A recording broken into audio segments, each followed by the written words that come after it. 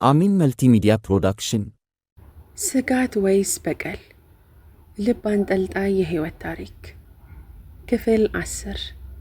ደራሲ ሰሚራ፣ ተራኪ ረዚቃ መሐመድ። ለቻናላችን አዲስ ከሆናችሁ ላይክ፣ ሼር እና ሰብስክራይብ በማድረግ ቤተሰቦቻችን እንድትሆኑ በታላቅ አክብሮት እንጋብዛችኋለን። ቀኝ እጇን እያገላበጠች የሰውነቴን የግለት መጠን እያየች ከተወሰኑ ምርመራዎች በኋላ ባለቤትሽ ወደ ቤት እንድትሄጂና እኔ እንዳደርስሽ አዞኛል። ፍቃደኛ ነሽ አይደል? ዶክተር ሊዛ እባላለሁ አለችኝ። መቼ ነው ያገባሁት? ተሳስተሻል፣ እኔ አላገባሁም። ለማንኛውም አሁን መውጣት የምችል ከሆነ መታወቂያ ይመልሽልኝና ፍቀጅልኝና ልውጣ። እሱ እንኳን አዝራለሁ፣ ማድረግ አልችልም። ንብረቶችሽን ለባለቤትሽ አስረክበናል። ምን ማለት ነው? አላገባውም አልኩሽ እኮ። ቆይ እናንተ እያገታችሁኝ ነው እንዴ? እኔ አላቅም። አሁን የማደርገውን ነገር ታዝዣለሁ። ብስጭት ብዬ እኔ ነኝ የማዝሽ፣ ማንም ደግሞ እኔን አያዘኝም። ምንም መልስ አትሰጠኝ ወደ መስኮቱ እየተራመደች ስልኳን አውጥታ ደወለች። ለማን እንደምትደውል አላቅም። ብቻ ሰላምታ ተለዋውጠው አሁን ማናገር የምችልበት ሁኔታ ላይ ከሆንክ እባክህ ባለቤትህን አናግራት አለችው። ለምንድን ነው የሚያናግረኝ? ማን የሚያናግረኝ? ማን ስለሆነ ነው የሚያናግረኝ? እባክሽ ጫማዬን ይነቅብኝ፣ ከዚህ አልጋ ልውረድ። ስልኩን ጆሮዬ ላይ ለጠፈችው። ሄሎ የሚል የወንድ ድምፅ ነበር። ሄሎ አልኩት። ነቃሽ አለኝ። አዎ ነቃው። ለሁሉም ነገር ይቅርታ አለኝ። ምንም አይደል አልኩት። አድራሽኝ ከፈለግሽው ጠረጴዛ ላይ የተውኩት ጽሑፍ አለ አለኝ። አዎ አግኝቼዋለሁ። ውሳኔው ያንቺ ነው። ጥፋተኛ ነኝ። ጥፋት ምን መሰለ? ከገጨኝ በኋላ ሆስፒታል ማስገባት ነው። ልትተወኝ ይገባ ነበር። የገጨኝ ቦታ ላይ ብትተወኝ ነበረ ነፃ የምትሆነው። ምን ማለት ነው? መታወቂያዬን እፈልጋለሁ። ካለሱ መንቀሳቀስ አልችልም። ደብዳቤ ከምትተውልኝ ንብረት የማስቀምጥ አይሻልም ነበር? መልስ አልሰጠኝም። ዝም አለ። ትንሽ ቆይቶ እሺ አሁን ለማናገር ምቹ ቦታ ላይ ስላልሆንኩ ነው። ስመጣ እንነጋገር። ስለምን? አንተ ሰውዬ ጤነኛ አይደለህም እንዴ? የተዋውቀን የምታናገረኝ እና የማናገረህ? ይቅርታን ተቀብያለሁ፣ ግን አሁን መታወቂያዬን እፈልጋለሁ፣ ላክልኝ። ስልኩን ዘጋው። ዶክተሯ ሲዛኝ ከሆስፒታል ወጣንና እሷ ኃላፊነቷ የተሰጣትን ለማድረግ ወደማላቀው ቤት ወሰደችኝ። ለ5 ወራት ያህል አለመንቃቴን ስትነግረኝ በጣም ገረመኝ። አይዛ አይሃን የሚባል ሰው ያለምንም መሰልቸት ሆስፒታል እያደረ እንዳስታመመኝ ጭምር አደጋ የደረሰብኝ ምሽት ላይ ደግሞ እንደሰጠኝ፣ ከዛም አንጻር ሀላሌ እንደመሰላት አይዛ ነገረችኝ። ስሙን የሆነ ቦታ እንደማቀው ባስብም አልመጣልሻለኝ። ከሷም ጋር ቢሆን በትንሹ ተግባባን። 1 ሳምንት ጥሩ የማጋገሚያ ጊዜ ነበርኩኝ። ስንጫወት ውለን የገጨኝ ሰው ማታ እንደሚመጣ ነገረችኝ። ምንም እንኳ ባላቀውም ላይ ጓጓው። እዛ አስፓልት ላይ ትቶኝ መሄድ ሲችል አላደረገውም። ደም አልሰጥም ማለት ሲችል እሱን አላደረገውም። ቤቱ ማደር ሲችል ሆስፒታል ወንበር ላይ በእንቅልፍ መዳፋት እሱንም አልከበደውም። ለ5 ወራት የት ገባሽ የት ነሽ የሚለኝ ባልመጣበት ሰዓት እንኳ አልሰለቸውም። ቆይ እሱ ማን ነው እልና መለስ ብዬ ለምን በማያገባውና በሚመለከተው ይገባል? በዚህ ሰዓት ከመሞት ውጭ ምንም አይታየኝም። ምሽት ላይ መድኃኒቴን ወስጄ ልተኛ ስስተካከል አንድ የመኪና ድምፅ ከግቢ ውስጥ ተሰማ። ምንም እንኳ የማውቀው ሰው ባይኖርም ማንነታቸውን ለማየት እያነከስኩኝ ወደ መስኮቱ ቀረብኩ። አንዲት ሴት ወረደች። ቀጥሎ የሆነ ወጣት ወደ መኪናው ኮፈን ተራምዶ ሻንጣ ካወረደ በኋላ ወደ ቤት ገብቶ ከእይታዬ ተሰወረ። ወዲያው ወዳለሁበት ክፍል የሚመጣ የእግር ኮቴ ተሰማኝና እየተንገዳገድኩኝ ወደ አልጋው ገባሁ። በሩ ተንኳኳ። ይግቡ አልኩኝ ድምፄን ቀነስ አድርጌ። አባያ የለበሰች ጎልማሳ ሴት ገባች። ማሻአላህ ከድፍን 5 ወራት በኋላ አነቃሽ አይደል? አልሐምዱሊላህ አለች። የውሸት ፈገግታ አለገስኳት። ቀጣይ የመጣውን ሰው ሳየው የአይዲን ወንድም መሆኑን አውቄ ነበር። የሆቴሉን አጋጣሚ አስታወስኩ። ስለዚህ አይዲንን ለመበቀል ጥሩ ሁኔታ ላይ ያለው መሰለኝ እና ደብዳቤው ላይ የወንድሜ ባለቤት አርፋለች ሲል አልገባኝም። እንደነገጥኩ ሀሳቤ እንደተበታተነ ያቺ ሴት እንደምትመለስ ነግራን ወጣች። የዛን ምሽት የት ስትሄጂ ነበር አለኝ። እጁን ኪሱ ውስጥ ከቶ መግቢያውን እየቃኘ ተደግፎታል። አይገባ ነገር ሁለታችን ብቻ ነን። በዛው አይሄድ ጥያቄዎች አሉት። ሽቅብ እያየሁት አይመለከትህም አልኩት። ሲያወራም ሆነ ዝም ሲል አያየኝም። አይኖቹ ዕቃ እንደጠፋበት ሰው መሬት ነው የሚያዩት። ፈገግ እያለ አያውቀኝም ብለሽ ነው አይደል? አውቄሻለሁ። የወንድሜ ሚስት ልትሆኛል ነበር፣ ግን እንኳንም አልሆንሽ አለ ድምፁን ቀንሶ። ሰምቼዋለሁ ግን እንዳልሰማው ሁሉ ይቅርታ አልኩት። አይ ሚስቱ ልትሆኝ እንደነበር ሰማሁ ነው ያልኩት። ስለዚህ ያው ባንተዋወቅም እንተዋወቃለን ለማለት ነው። ደግሞ ሲጋራ ተጭሻለሽ። ምን አይነት ጉድ ነው የተላከብኝ?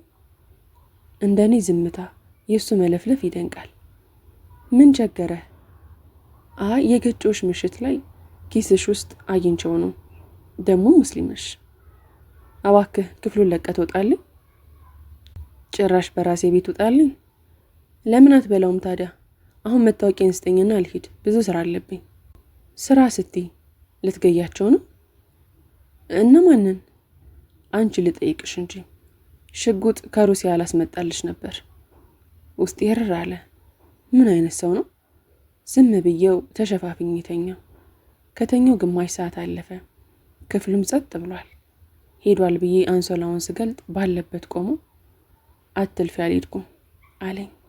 ፊቴ ላይ ንዴት ቢነበብም ውስጤ ላይ ግን ግራ መጋባትና ሐሴት ነበር። ሳላውቀው ሳቅ ተናነቀኝ። ከረጅም ጊዜ በኋላ እብድ የሆነ ጤነኛ ሰው ሳይ እንዴት አልገረምም? እድሜ ልክህን ቁማ እኔ ምን አገባኝ ብዬ ድጋሚ ተሸፈንኩ። ደህና ደሪ። ሄደ። ውሸቱን መስሎ የነበረ ግን ሄዷል። መሄዱ በራሱ ቅር አለኝ። እንዲሄድ አልፈለግኩም ነበር።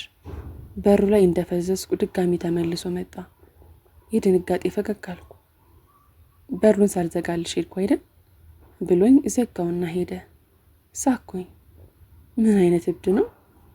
ከአይሃን እብደት ጋር 2 ሳምንት ቆየን። ስለሱ ምንም አልልም፣ ግን እናቱ ኡፍ በጣም ደስ ትላለች። ሀሊመትን እንዳገኘዋት ነበር የሚሰማኝ። ዛሬም የንጋቷ ፀሐይ ንጋትን ለማበሰር ክፍሉን ለብርሃን ጋበዘችው።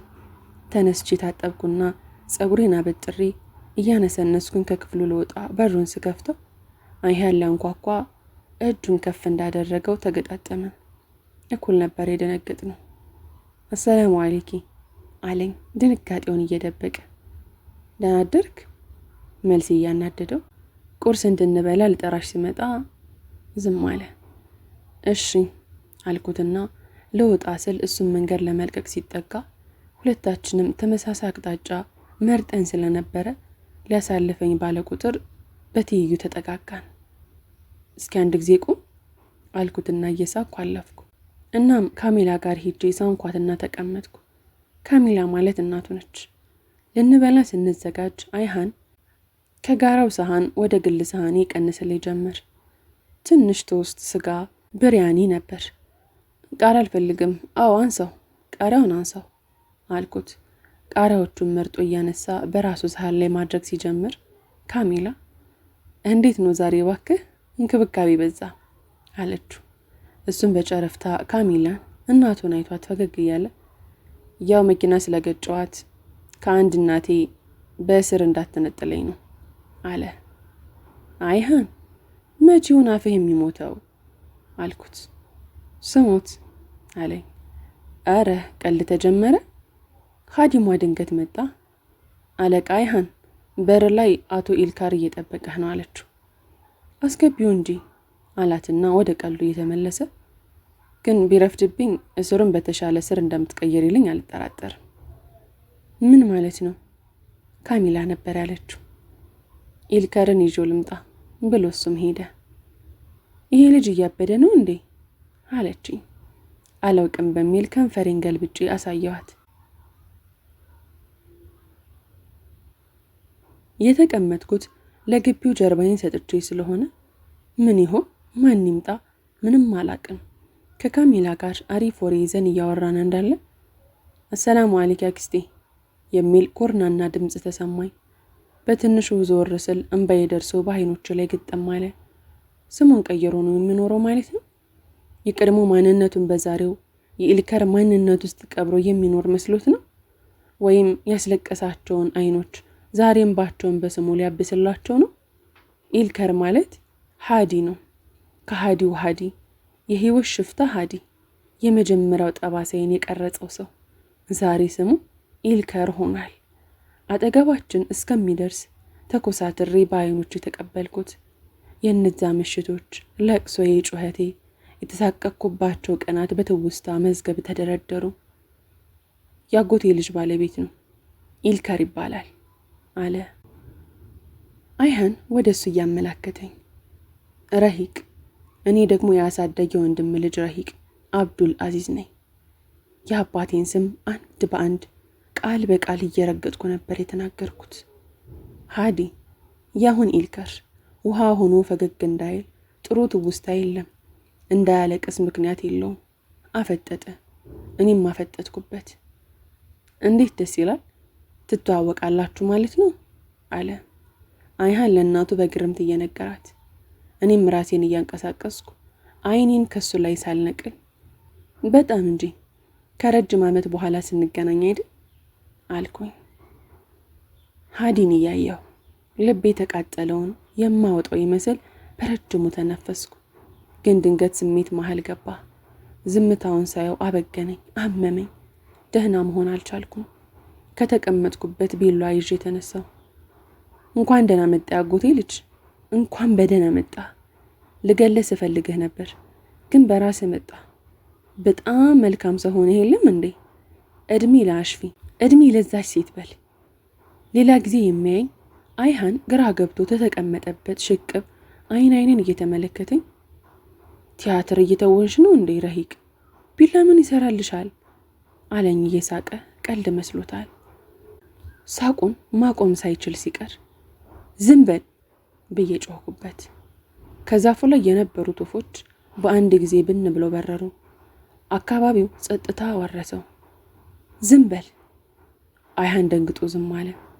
ቀጥዬ ሃዲን እየተመለከትኩ ለምን አልኩት፣ ድምጼ እየሰለለ። ንገረኝ እንጂ ለምን? እሱም የሚለው ነገር ጠፍቶት አውፍ በይኝ አለ በተንቀጠቀጠ ድምጽ። ከት ብዬ ሳኩኝ። ሳቂውን ለቅሶ ምንነቱን ያልተረዳው ጮህኩኝና እሺ አልኩት። እሺ እልሃለሁ፣ አውፍ እልሃለሁ። ልጅነቴን ግን መልስልኝና አውፍ እልሃለሁ። በዛ ጨለማ ክፍል ውስጥ የተዋስከውን ክብሬን መልስልኝና አውፍ እልሃለሁ። ሆስፒታል ውስጥ በመድኃኒት በተሰዋው ጽንስ የደረሰብኝን ህመም እንዳልተሰማኝ ማድረግ ከቻልክ አውፍ እልሃለሁ። በህይወቴ ጤነኛ ሆኜ የእብዶችን ጩኸት እየሰማው ያሳለፍኳቸውን አመታት ሰርዛቸውና አውፍ እልሃለሁ። በስተመጨረሻም ከዚህ ሁሉ የምድን መስሎኝ በአንተ ምክንያት የኔ ያልኩት ሰው ተረማምዶብኝ መሄዱ ውሸት ከሆነ አውፍ እልሃለሁ። ያንን ማድረግ ትችላለህ ሃዲ? ትችላለህ? መንሰቅሰቅ ጀመርኩ። እንደዛ አቅም ኖሮኝ ከተቀመጥኩበት እንዳልተነሳው ተዝለፍልፍ ወደኩ። አይሃን ረሂቅ፣ አትጥራኝ፣ አትጥራኝ። ማንም እንዲጠራኝ አልፈልግም። የደም ስሬን ለመቁረጥ ቢላውን አዘጋጀሁት። አይሃን ከተቀመጠበት የተነሳ የጃሂል ስራ እንዳትሰሪ ረሂቅ፣ አንድ ጊዜ ስሚኝ። አይሃን ነበር። ሶስቱም አፍጥጠዋል። አይሃን በአላህ ይዤሻለሁ፣ እንዲህ እንዳታደርጊ። በዚህ መሃል ሃዲ አንድ ቃል ተናገረ፣ በሀፍረትና በድንጋጤ እንዳቀረረ። አሁን ምን? አሁን ምንድን የምትፈልጊው ሲል ትንሽ ከነበርኩበት ተዘናጋውና በእንባ ሊጠፋ በደረሱት አይኖቼ በደንብ እያየሁት፣ ፍላጎቴንማ አንተ አበላሽተኸዋል። አሁን ማንም አይፈልገኝም፣ ምክንያቱም እያጨስኩ ነው። ሰሞኑን መጠጥም ስለምጀምር እያሰብኩ ነው። ታሪክ ተበላሽቷል ሃዲ። አሁን ልብ የለኝም፣ ሰውነት ብቻ ነው ያለኝ፣ በሱስ የተገነባ ሰውነት። ህይወቴ ተበላሽቷል። ታዲያ እንደተበላሸ ደግሞ አይቀርም፣ ታሪክ ራሱን አይደግም። እዚህ ጋር ያበቃል። ቢላውን በእጄ ላይ ሳሳርፍ እንደ ብርሃን ፍጥነት አይሃን ከነበረበት ዘሎ የቢላውን ጥርስ እንደያዘ ነጠቀኝ። በእጁ ደም መንጠባጠብ ጀመረ። ሃዲም እንደምንም ከመሸማቀቁ ጋር ተነስቶ አይሃንን ሊረዳው ሲል አትጠገኝ በሚል አስተያየት አየው። ወደ ቤት ግቢ አለኝ አይኑን እያየው።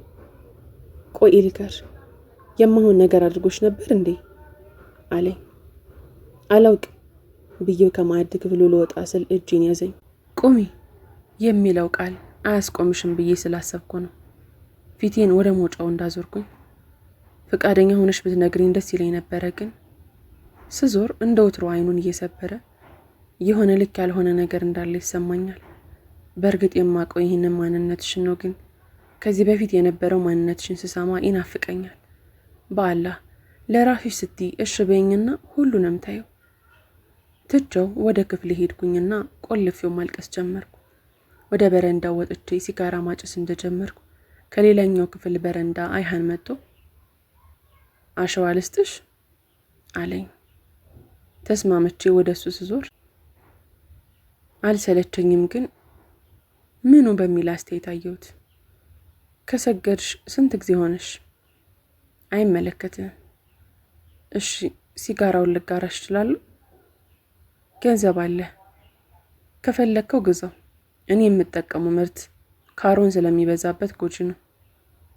ግድ የለም አንቺ የተጠቀምሽ አይደል? አንተ ትቀልዳለህ አይደል? ቅንድቦቹን ሰብሮ በረጅሙ ተነፈሰና ማን ነበር የኢልከር ስም? ሃዲ ነበር የሚባለው። የማጨሰው የሲጋራ ጭስ እይታዬን ጋረደው። ሱብሃን፣ አሁን እንዲህ ለመሆን ነው የምታጨሽው? አይመለከትህም። እሺ ወንድሜን ለምን ተውሹ? ሳኩኝና ቀልህን ወርጀዋለሁ። የተወኝስ መስሎኝ ቤቱ ድረስ ሂጂ አግባኝ ብዬ አዳራሽ ሲሄድ መንገድ ላይ ደውሎ ነው ይቅርታ ምናምን ያለው። ማለት ቢያንስ አስቀድሞ ሊደውልልኝ ይገባ ነበር። ከዛሬ ነገ በተስፋ ስመነምን ምንም አልመሰለውም። ለነገሩ ለምን ይመስለዋል? ማንም እንደሌለኝ ስላወቀ አይደል? የተሰራሁት ሂና በእጄ ላይ ስሙን አጽፌ ብቸኝነቴን፣ ሰው መራቤን ቻው ብዬ እንደተሰናበትኩ ሳስብ አሁን መጥፎ ነገር አታናግረኝ። ሲጋራውን አቦነንኩት። አይሃን ምንም ብሎኝ ሊያጽናናኝ ስላልቻለ ማንን ልበቀልልሽ? ማንን እንድበቀልልሽ ትፈልጊያለሽ? አለኝ። ከት ብዬ ሳኩና የፈጠረኝ የምለውን ጌታ ብስጭት ብሎ ቆይ ችግርሽ ምንድን ነው? ምን አለሽ? ከሱ ጋር ምን አለሽ? ያልተወራረድኩት ሂሳብ። እሺ ሁሉም ነገር ቀልድ መስሎሻል አይደል? እንደዚህ የምትይው ያወቅሽ መስሎሽ ነው አይደል? ምንድነው የሆንሽው? ምንድነው ሆነሽ የነበረው? ከጌታሽ እንድትርቅ ያደረገሽ አይዲን ነው አይደል? እሰይ፣ እሱ እኮ ሰው ነው፣ መሄድ ይችላል። ወንድ ሄደ ብለሽ ጌታሽን ትገጃለሽ? እና አይዲን ሄደ ምን ይሁን? እንደ ማንኛውም ወንድ ነው የሄደው። አላህ ምን አድርጎሻል? አዎ ሄዷል፣ ምን ይሁን? አይዲንም ለበቀል የሚያደርስ ምንም አላደረገሽም። የሄደው ካንቺ የተሻለ ብርታት ስላልነበረው ነው። የሄደው ኢማኑ ያንቺን ያህል ስላልነበረ ነው። ድክመቱ ነው እንዲሄድ ያደረገው። አንቺ ያልሸፈንሽው ማለፍ ስለማይችል ተረዳሽኝ? ግን መጋፈጥ ይቻል ነበር። በቀል ይገባዋል የምለው ነገር አደረገ አልልም። ጎርቶሻል። አዎ ጎርቶሻል። ህመም ሰጥቶሻል። አዎ በሚገባ ሳምሞሻል። አላህ ከስራው ጋር ያገናኙ። ግን አንቺ ህይወት አይገባሽም። ገባሽ? አሁንም ተረዳሽኝ? እኔ ከማውቀው ውጭ ወንድሜ የተናገረሽ ነገር አለ? ተራ ማለት ምን ማለት ነው? በ12 ዓመት ያልፈለኩት ነገር ስለደረሰብኝ ነው ተራ የምባለው? አሁንም አልተረዳሽኝም አይደል? ዋጋሽን ከፈጠረሽ ውጪ ማንም አያውቀውም። አሁን ጥያቄው ምን ሆንሽ የሚለው ነው። እንደዛ እንድታደርግ ያደረገሽ ምን ነበር? ያው ምን ፍቅር ውስጥ ነበርኳ። ዱዓዬ እሱ ብቻ በሆነበት ጊዜ በቃ ሁሉም የሚያበቃ መስሎኝ ነበር። ግን የሚገርመው የስቃይ መጀመሪያ ዕለት መሆኑ ነው። ከሰርጉ በፊት ሁሉንም ስነግረው ኦፍ ስሜን እንደ መጽሔት ዜና በየሄድኩበት እሰማዋለሁ። እንደ በራሪ ወረቀት ተበትኖ እኔን ከዚህ በላይ ለማሳመም ነው የምትፈልጉት። ህመሜን በራሴ ውስጥ ይዤ ነው መሞት የምፈልገው። ማንም ስለኔ እንዲናገር እድል አልሰጠውም። ትን ብሎኝ ማሳል ጀመርኩ። ያልተረጋጋና ሰቅጣጭ ሳል ነበር። አይዞሽ ቀስ እያልሽ ይህን ውድ ቀስ ብለሽ አጭሽ ሲለኝ እንባዬ ባለበት ሆኖ ሳቂ መጣና ፈገግ አልኩ። እሱም የበረንዳው አምፖል አፍጥጦ ፈገግ አለ። አንዳንድ ጊዜ ክንፍ አልባ መላይካን የሚመስለኝ በእሱ የምትመረጥ ሴት እድለኛ ናት ይታየኛል። በቃ ከጌቷ ቀጥሎ በአይሃን መቼም አትከፋም። ታድላ አልኩኝ በሰባራ ልቤ የእሱ መሆንን እየተመኘው። ግን ምን እየሆንኩ ነው? የራሴን ተቆጣሁት። እሺ በዚህ ሁኔታ ላይ በይሽ ደግሞ እሱ ሳይሆን አንቺ ነሽ የምትጎጁ። እንዲህ እንዳልነበርሽ ባሰብሽ ቁጥር ትታመሚያለሽ። እና አንድ ጊዜ ስሚ ሲል ከነበርኩበት ባነንኩ። ለካ አሁን ላይ ነን፣ ምንም አልተቀየረም። ኮስተር ብዬ ማን ስለሆንክ ልስማ? ማንም ነኝ፣ ግን ስሚኝ። ሲጋራውን ተይውና ደግሞ ተገልጠሽ አልሽ ልብስ ልበሽ ባክሽ። ከዛ የፈለግሽን ሁሉ ማድረግ ትችላለሽ። እገዛም ካስፈለገሽ አግዝሻለሁ። ግን ከነገ ወዲያ አይዲን ስለሚመጣ ቢያንስ ተሽለሽ ለመገኘት ሞክሪ። አይመስልሽም? በድጋሚ ያለቀስኩና እሺ በሚል አስተያየት ራሴን አንቀሳቀስኩ። በይ እያየሁሽ ሲጋራውን ጣየው። ኪሴ ውስጥ የነበሩትን ጥቅሎች እያወጣው የቆንኩበት በረንዳ ላይ ጣልኩትና ቀና ብዬ አየሁት። ይህን ግን ለእኔ ብዬ አይደለም፣ ምክርህ እንደሰራ እንዲሰማ ለሞራልህ ብዬ ነው። እሺ ሕፃን አልኩት። ሳግ እየተናነቀኝ እንዲናደድ ፈልጌ፣ እሱ ግን በተቃራኒው ፈገግ ብሎ የእኔ ሞራል የሚሞተው እንዲሆነች ሳይሽ ብቻ ነው። አስመሳይ። ተቀብያለኝ ውድ። የምን ውድን የምታወራው አንተ እብድ? በአብድ ባንቺ እንጂ በማንም አላብድም። ጤነኛ ነኝ። በሽተኛ። ፍቅር በሽታ አይደለም፣ ለወደፊት ወቂው ለማለት ነው። ምላስ ብቻ። ወንድምህም ከርቀት ስጠይቀው ይህንን ነበር ያለው።